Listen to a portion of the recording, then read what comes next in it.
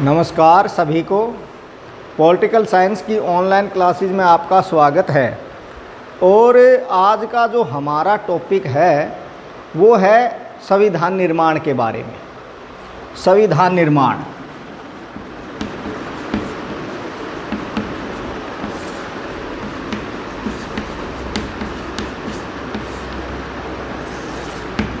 संविधान निर्माण का जो ये टॉपिक है, इसके साथ साथ आपका एक टॉपिक और क्लियर हो जाएगा। कई बार पूछ लेते हैं भाई संविधान सभा के बारे में आप क्या जानते हैं। तो जब संविधान सभा के बारे में हम जानेंगे तो अपने आप ही संविधान निर्माण वाला जो टॉपिक है वो भी क्लियर हो जाएगा। ये जो संविधान निर्माण के बारे में है काफ़ी इम्पोर्टेंट जो है टॉपिक आता है, क्योंकि +1 में पॉलिटिकल साइंस में तो इसके 3 चैप्टर दे रखे हैं। दूसरा बीए की क्लास में, और जो भी कंपटीशन के आप तैयारी करते हैं उसमें आपको काफ़ी हेल्पफुल रहेगा ये टॉपिक। तो आज मैं आपको संविधान सभा और भारत का जो संविधान निर्माण है उसके बारे में करवाना चाहूँगा। संविधान निर्माण या संविधान सभा के बारे में करवाने से पहले सबसे पहले तो आपको ये ही पता होना चाहिए बच्चों, भाई संविधान है क्या। भाई संविधान हम किसे कहेंगे, संविधान क्या है, संविधान हम किसे कहते हैं। तो संविधान उन नियमों और कानूनों का समूह होता है जिसके द्वारा देश का शासन चलाया जाता है। या आप इसकी परिभाषा ऐसे भी देख सकते हैं भी संविधान उन नियमों कानूनों का समुच्चय है जिसके द्वारा देश का शासन चलता है। या हम सरल भाषा में हम कह सकते हैं संविधान एक ऐसी हमारी पूजनीय किताब है जिसके द्वारा देश का शासन चलाया जाता है। तो देश का शासन कैसे चलेगा, देश में कैसी व्यवस्था होगी, देश का नागरिकों को कौन कौन से अधिकार होंगे, कैसे जो है सरकार का गठन होगा, सारा का सारा जो कार्य है वो संविधान के अंतर्गत आता है, संविधान में लिखा होता है। और संविधान में जो लिखा है उसके अनुसार ही सारा कार्य होता है। तो आपको यहाँ तक क्लियर होना चाहिए संविधान है क्या। तो संविधान एक ऐसा नियमों और कानूनों का समूह है जिसके द्वारा देश का शासन चलाया जाता है। दुनिया में जो है सबसे पहले जब अमेरिका था, संयुक्त राज्य अमेरिका 1776 में जब वो आज़ाद हुआ तो सबसे पहले उन्होंने अपने संविधान का निर्माण करना शुरू किया। ये बात है 1787 ईस्वी में। और 1789 ईस्वी में जो है उनको जो संविधान है बनके तैयार हुआ और उन्होंने अपना जो संविधान है 1787 में उन्होंने प्रयास किया था, लेकिन उनका जो संविधान है 1789 में सबसे पहले संयुक्त राज्य अमेरिका ने अपने जो देश का शासन चलाने के लिए संविधान का निर्माण किया था। और उसके बाद में धीरे धीरे जितने भी देश स्वतंत्र होते गए उन सभी ने अपना जो संविधान है निर्माण करके संविधान सभा के द्वारा और फिर उन्होंने अपना देश का शासन चलाया है। तो कई बार ये आ जाता है भाई सबसे पहले जो लिखित संविधान जो है किस देश का माना जाता है, तो सबसे पहले जो लिखित संविधान है संयुक्त राज्य अमेरिका का माना जाता है। दुनिया में ज़्यादातर जो देश हैं सभी ने अपने संविधान का निर्माण किया हुआ है, लेकिन ब्रिटेन या इंग्लैंड का हम कह सकते हैं वो जो संविधान है वो अलिखित है। वहाँ की जो परंपराएं हैं या वहाँ की जो संसद समय समय पर जो कानून बनाती है उसके अनुसार वो है अपना शासन चलाते हैं। तो कहने का मतलब क्या है, दुनिया में अगर ये प्रश्न आता है अलिखित संविधान किस देश का है, तो वह आप बताओगे ब्रिटेन का जो संविधान है, इंग्लैंड का जो संविधान है वो अलिखित है, वो परंपराओं के आधार पर है। लेकिन और ज़्यादातर सभी देशों का जो संविधान है वो लिखित है, संविधान सभा के द्वारा लिखा गया है। अब जो हमारा प्रश्न है वो ये है भाई भारत का जो संविधान है उसका निर्माण कैसे हुआ। तो भारत का जो संविधान निर्माण की काफ़ी लंबी प्रक्रिया हमें देखने को मिलती है। सबसे पहले 1922 ईस्वी में महात्मा गांधी जी ने कहा था अगर भाई भारत को एक संविधान बनाने के लिए एक संविधान सभा होनी चाहिए, उन्होंने अपना विचार दिया था। लेकिन उसके बाद में जो है अगस्त 1940 ईस्वी में अगस्त 1940 ईस्वी में अंग्रेजी सरकार, जो अंग्रेज़ों की सरकार ने यहाँ पर थी, उनकी तरफ से भी एक बात आई कि भाई भारत का जो संविधान है वो संविधान सभा के द्वारा जो है बनाया जाएगा और उसमें मुख्यतः जो है वो भारत के जो है नागरिक होंगे, भारत के नागरिक मुख्यतः होंगे। अब जो ये मुख्यतः शब्द आया उसके बाद में इसका विरोध किया और ये कहा कि नहीं, मुख्यतः नहीं बल्कि सारे के सारे जो है संविधान सभा में जो सदस्य हैं वो भारत के होने चाहिए। इसके बाद में उस टाइम पे ये मना कर दिया था और संविधान सभा जो है उसको, संविधान सभा का जो निर्माण है उसके टाइम पर हम कह सकते हैं 1940 में हमारे नेताओं ने फिर मना कर दिया था। उसके बाद में जो कृषि मिशन योजना आई उसके तहत थोड़ा कार्य हुआ, लेकिन भारत की संविधान सभा का जो निर्माण हुआ संविधान बनाने के लिए, उसका मेन जो काम है वो दूसरा विश्व युद्ध जब 1945 में जब समाप्त हुआ उसके बाद से शुरू होता है। 1945 में दूसरा विश्व युद्ध समाप्त हुआ और उस टाइम पे ब्रिटेन में जो है चुनाव हुए और चुनाव में बाद में मिस्टर एटली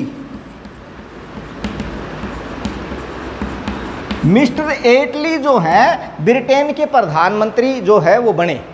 अब मिस्टर एटली ने ये महसूस कर लिया था कि हम इंडिया को ज़्यादा दिनों तक गुलाम नहीं रख सकते, क्योंकि एक तो युद्ध में चलो वो जीत गए थे लेकिन फिर भी काफ़ी जो है उनको परेशानियों का सामना करना पड़ा था। दूसरा, हमारे देश में जो है गांधी जी के नेतृत्व में भारत छोड़ो आंदोलन चल रहा था। तो कहने का मतलब क्या है, अब मिस्टर एटली ने ये महसूस किया है कि हम अब इंडिया को ज़्यादा दिनों तक गुलाम नहीं रख सकते, इसलिए मार्च 1946 ईस्वी में मार्च 1946 ईस्वी में जो है मिस्टर एटली ने एक कैबिनेट मिशन भारत में भेजा। कैबिनेट मिशन भारत एक भेजा। इस कैबिनेट मिशन में जो है 3 सदस्य थे। जो ये 3 सदस्य थे वो थे sir Pethick Lawrence, sir Stafford Cripps और ए.बी. अलेक्जेंडर। ये 3 नेता जो है कैबिनेट मिशन के तहत भारत में आए और भारत के ये नेताओं से मिले और उन्होंने कहा, अगर मिस्टर एटली जो हमारे प्रधानमंत्री हैं उन्होंने कहा है कि हम आपको स्वतंत्रता प्रदान करेंगे, इससे पहले ही आप अपने संविधान सभा का गठन करके आप अपने संविधान का निर्माण करें।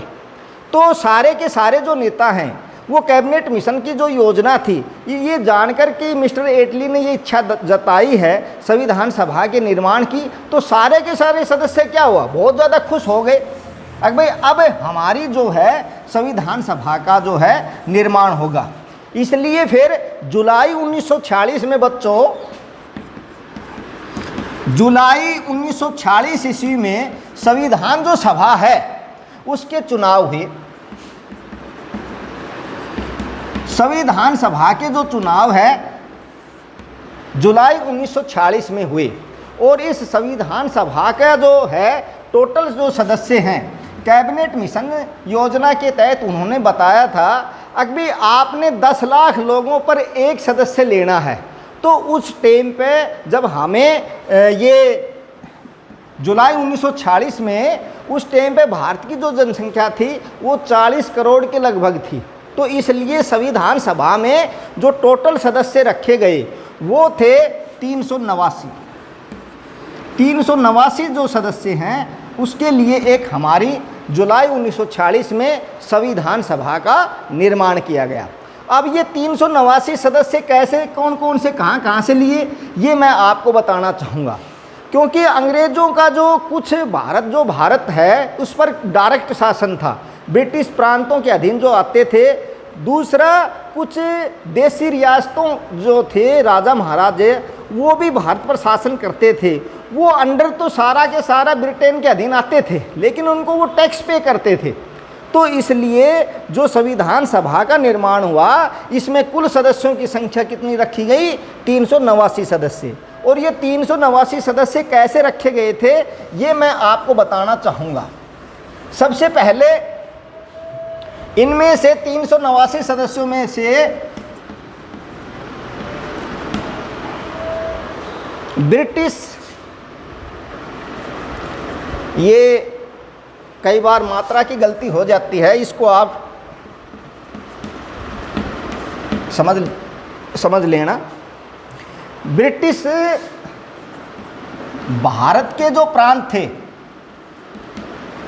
उनमें से लिए थे 292 सदस्य बेटा, और भारत जो है उसमें 4 चीफ कमिश्नरी क्षेत्र भी थे। चीफ कमिश्नरी क्षेत्र जो थे उनका मतलब ये था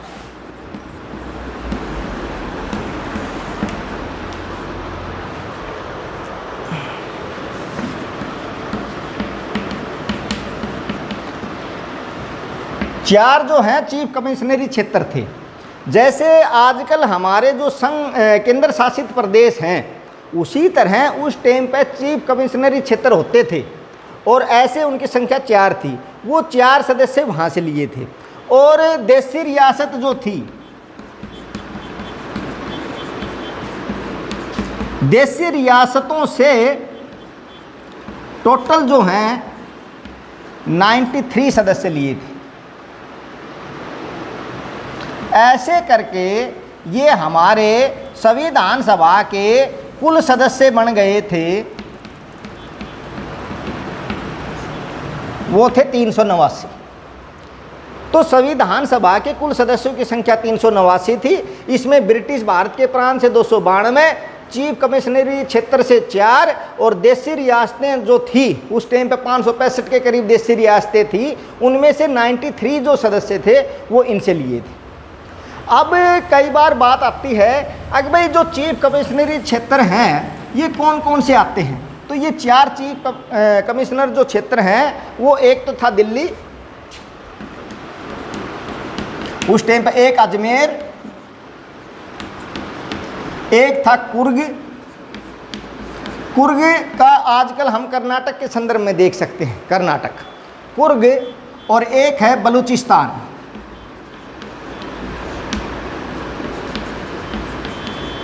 बलूचिस्तान आज ये जो क्षेत्र है वो पाकिस्तान के अंदर है, पाकिस्तान के अधीन है।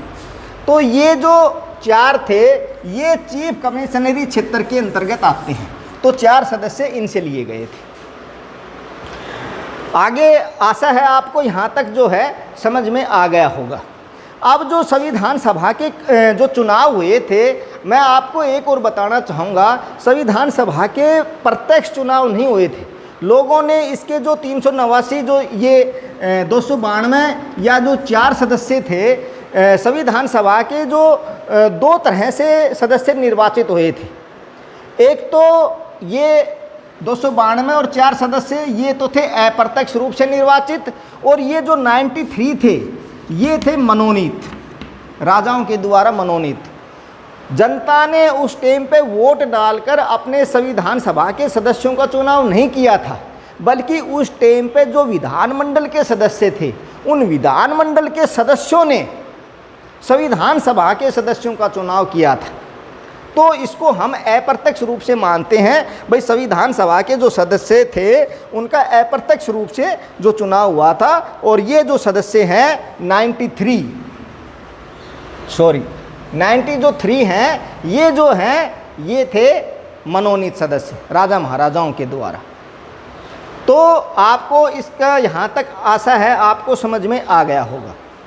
अब जो संविधान सभा का गठन हो गया, संविधान का सभा का गठन होने के बाद में बात आई अगर भाई अब संविधान का निर्माण किया जाए। तो संविधान का निर्माण करने के लिए संविधान जो सभा है उसका जो पहला जो अधिवेशन हुआ वो हुआ था 9 दिसंबर 1946 ईस्वी को इसका पहला जो अधिवेशन हुआ। और इस अधिवेशन में सबसे पहले जो बुजुर्ग व्यक्ति थे डॉक्टर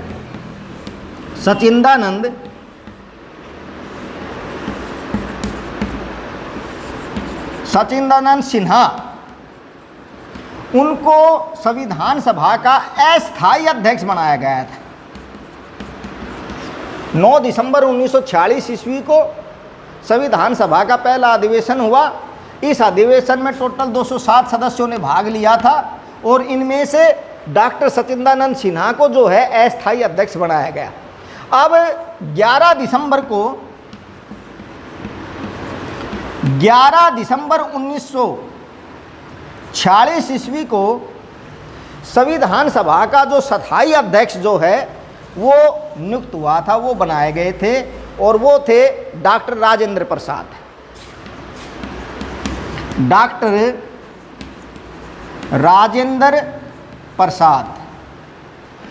राजेंद्र प्रसाद जी जो थे, इनको संविधान सभा का जो है अध्यक्ष बनाया गया।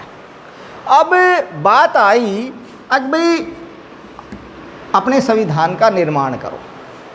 तो संविधान का जो निर्माण जो करने की जो बात आई, तो इसमें कई समितियों की स्थापना की गई और कई समितियों की स्थापना करने के बाद में सबसे जो महत्वपूर्ण जो समिति थी उसकी जो स्थापना हुई वो हुई थी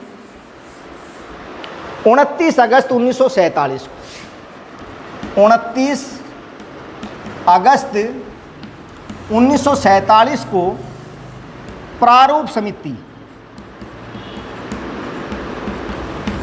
समिति जिसको हम ड्राफ्टिंग कमेटी कहते हैं, इसकी नियुक्ति की गई और इसके जो अध्यक्ष हैं वो बनाए गए थे डॉक्टर भीमराव अंबेडकर, जिन्होंने संविधान निर्माण में सबसे ज़्यादा योगदान माना जाता है।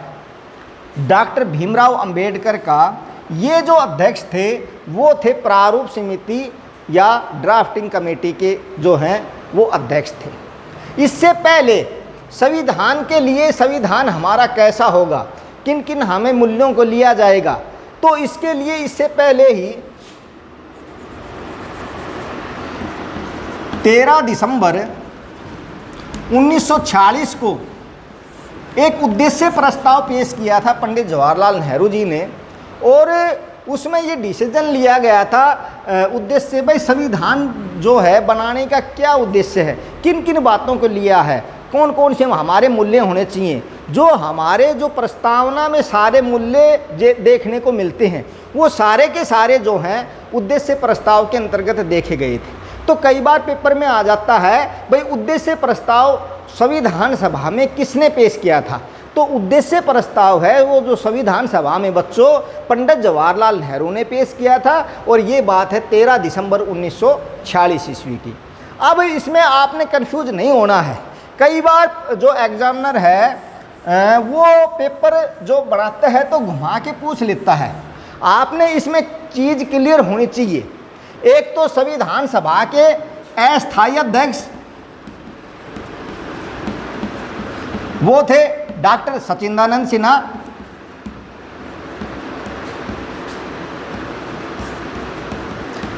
संविधान सभा के स्थायी अध्यक्ष या संविधान सभा के अध्यक्ष वो थे डॉक्टर राजेंद्र प्रसाद और जो प्रारूप समिति या ड्राफ्टिंग कमेटी के जो अध्यक्ष थे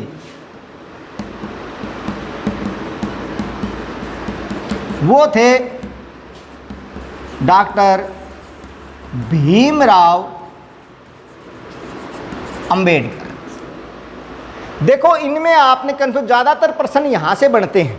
ज़्यादातर जो बच्चे हैं वो संविधान सभा का जब अध्यक्ष आता है तो वो डॉक्टर भीमराव अंबेडकर जी को बता देते हैं, तो ये गलत है। डॉक्टर भीमराव अंबेडकर जो ड्राफ्टिंग कमेटी थी, प्रारूप समिति थी, इस समिति में कुल 7 सदस्य थे।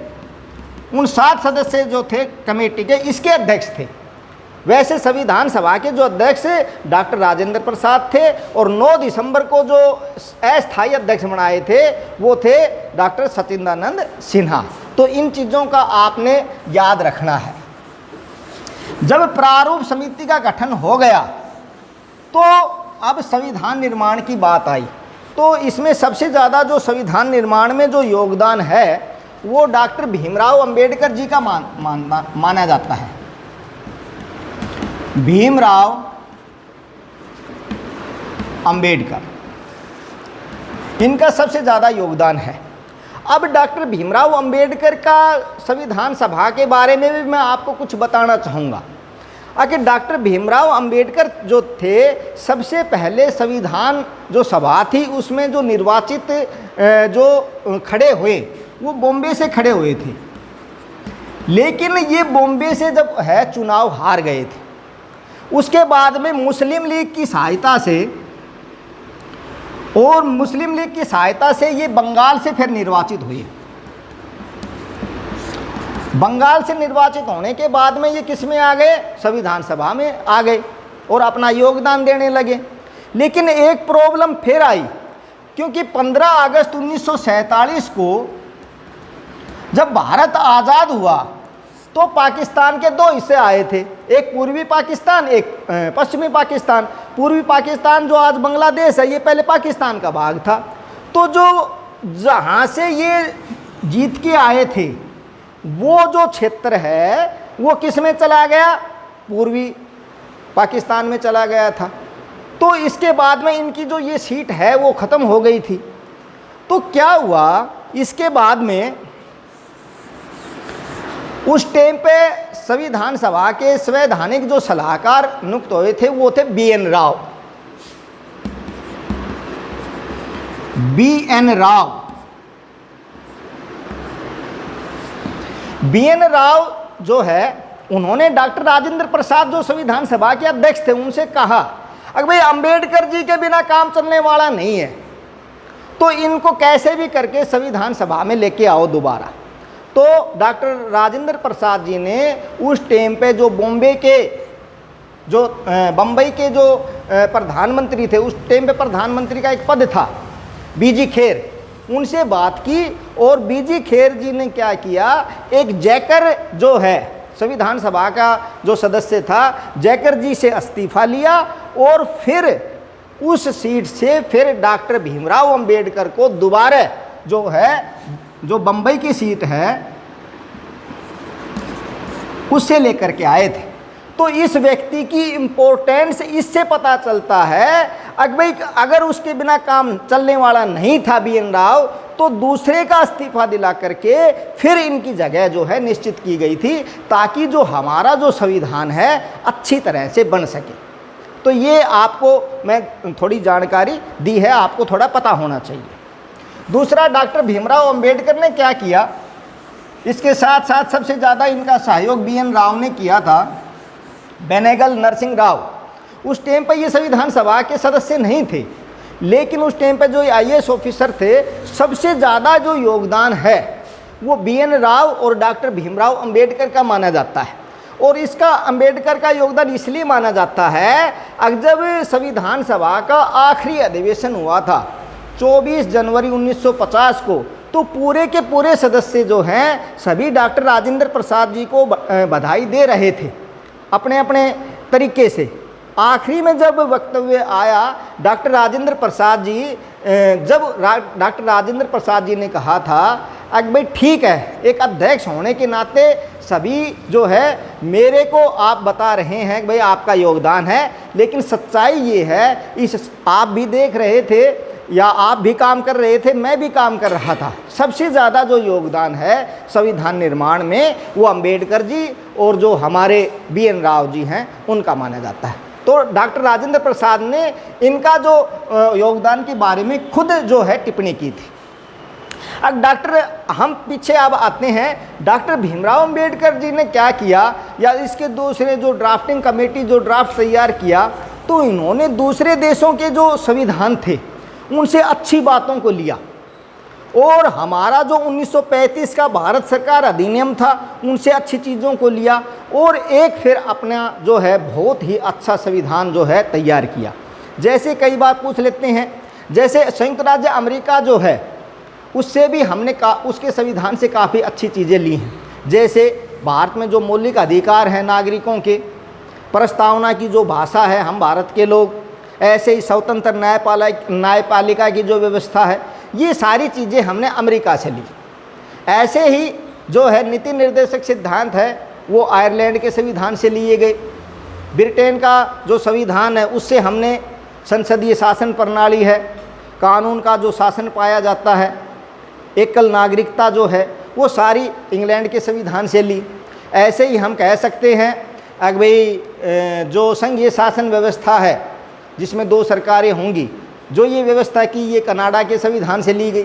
तो कहने का मतलब ये है आपातकालीन जो उपबंध हैं हमारे, वो आपातकालीन उपबंध जर्मनी के वाइमर संविधान से लिए गए।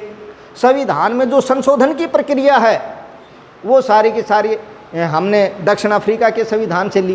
कहने का मतलब क्या है कि डॉक्टर भीमराव अंबेडकर इसके दूसरे जो सभी सहयोगी थे उन्होंने दूसरे देशों के संविधानों का सहारा लेकर के उनसे अच्छी अच्छी बातों का लेकर के फिर अपने एक आदर्श संविधान का जो है भारत में आदर्श संविधान का निर्माण किया।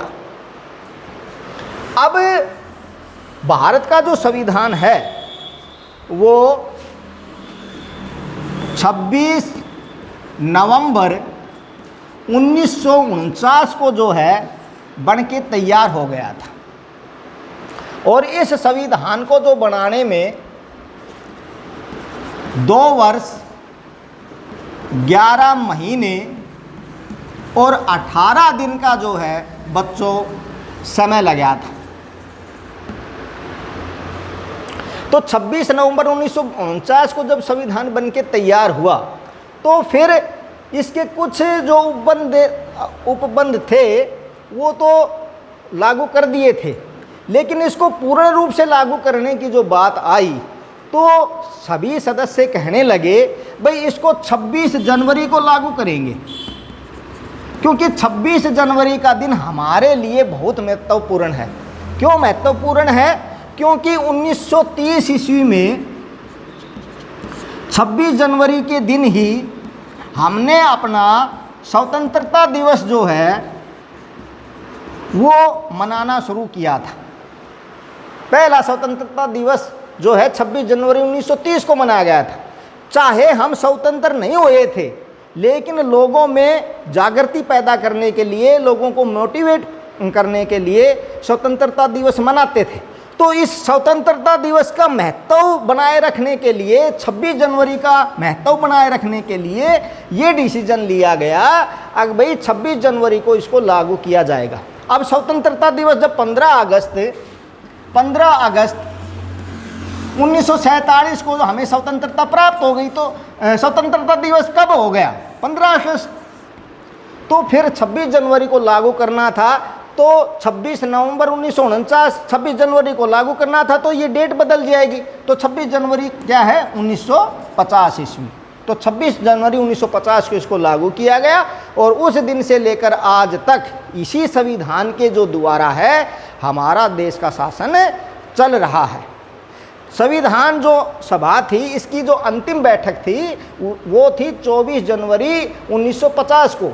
इसकी अंतिम बैठक जो है वो की गई थी और इसी में हमारे भारत के जो राष्ट्रपति निर्वाचित हुए थे सदस्यों के द्वारा डॉक्टर राजेंद्र प्रसाद को। तो कहने का मतलब ये है ऐसे हमारे संविधान का जो है निर्माण हुआ था। आपने इनमें जो मेन बातें याद रखनी है वो ये है कि 26 नवंबर 1949 को तो संविधान बन के तैयार हुआ था, ड्राफ्टिंग कमेटी ने पूरा तैयार कर दिया था और फिर इसको 26 जनवरी 1950 को लागू किया गया था। पूरा जो संविधान बनाया, जिसको बनाने में 2 वर्ष 11 महीने 18 दिन का जो समय लगा, इसको एक अच्छा संविधान हमने तैयार किया और पूरा जो संविधान है वो 22 भाग 395 अनुच्छेद और 12 अनुसूचियों में इसको बांटा गया है। पूरा जो संविधान है 22 भाग 395 अनुच्छेद और 12 अनुसूचियों में इसको बांटा गया है। इतना बड़ा संविधान किसी भी देश का नहीं है। हमारा जो संविधान है सबसे बड़ा और विस्तृत जो है वो संविधान माना जाता है। अब आपको इसके बारे में एक जानकारी मैं और देना चाहूँगा। अगर जब संविधान जो है पूरा 26 नवंबर 1949 को ड्राफ्टिंग कमेटी ने सारा फाइनल कर दिया था। तो फिर बात आई अगर भाई इसको लिखा जाए, इसकी लिखित, तो उस टाइम पे प्रेम बिहारी नारायण रायजादा, ये पहले ही मैंने लिखा हुआ था, जो प्रेम बिहारी नारायण रायजादा, इनकी लिखाई बहुत अच्छी थी। तो डॉक्टर अपने पंडित जवाहरलाल नेहरू जी थे, वो इनसे मिले और इन्होंने कहा अगर भाई आपने जो संविधान हमने तैयार किया है वो आपने लिखना है। तो प्रेम बिहारी नारायण रायजादा को ये काम सौंपा गया था और उन्होंने जो है इटैलिक स्टाइल में, जो पहले जो होता था ना इटैलिक स्टाइल में, फिर हमारा जो संविधान है इन्होंने लिखा था। और हमारे संविधान जो लिखा उसके साइड में चित्रकारी भी की गई है, और ये चित्रकारी का जो काम दिया गया था ये थे आचार्य नंदलाल बोस। आचार्य नंदलाल बोस ने संविधान पर बहुत अच्छी साइड में चित्रकारी की थी। तो इन दो व्यक्तियों का भी जो है काफ़ी अच्छा योगदान माना जाता है, और इन्होंने कोई फीस भी नहीं ली थी, सबसे बड़ी बात ये है। तो इन दो व्यक्तियों का भी आपने ध्यान रखना है, इनका भी संविधान जो है उसमें लिखने में और चित्रकारी करने में इनका भी जो योगदान है वो माना जाता है। तो आशा है इस लेक्चर में आपको संविधान के बारे में जो है जानकारी जो बेसिक है वो मिल गई होगी। एक दो बार आप किताबों से पढ़ोगे तो बातें जो हैं वो सारी क्लियर हो जाएंगी। धन्यवाद।